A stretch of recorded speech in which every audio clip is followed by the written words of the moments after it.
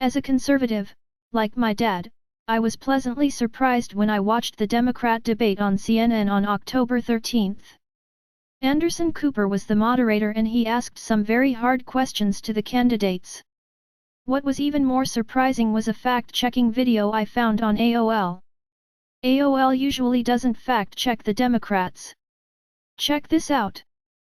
You are against same-sex marriage, now you're for it. You defended President Obama's immigration policies, now you say they're too harsh.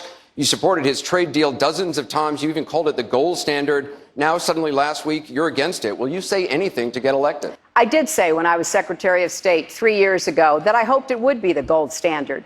Well, in this case, she's kind of revising history.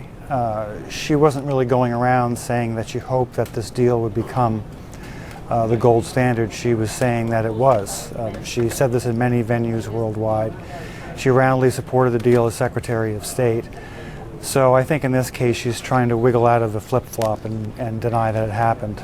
Millions of Americans are working longer hours for low wages, and yet almost all of the new income and wealth being created is going to the top 1%.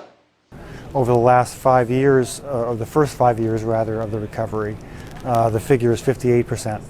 So that's kind of an exaggeration. That's far from almost all of the income growth going to the top 1%. Still substantial, but not almost all. I have been as transparent as I know to be, turning over 55,000 pages of my emails, asking that they be made public.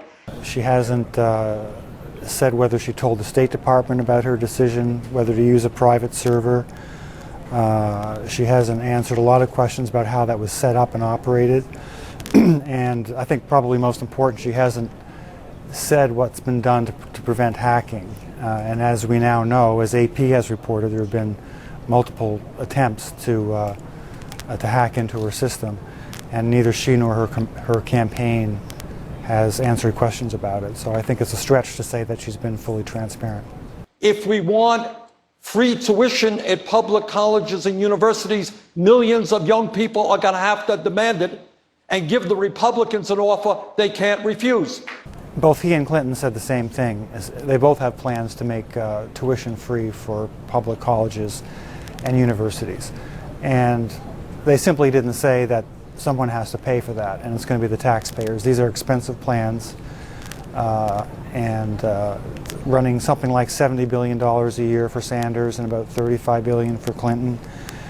So it's a typical thing among politicians to suggest there's a free lunch, but this is anything but free. I wonder if the media is starting to realize that giving both sides of a story is not only the right thing to do, but it is also their moral obligation.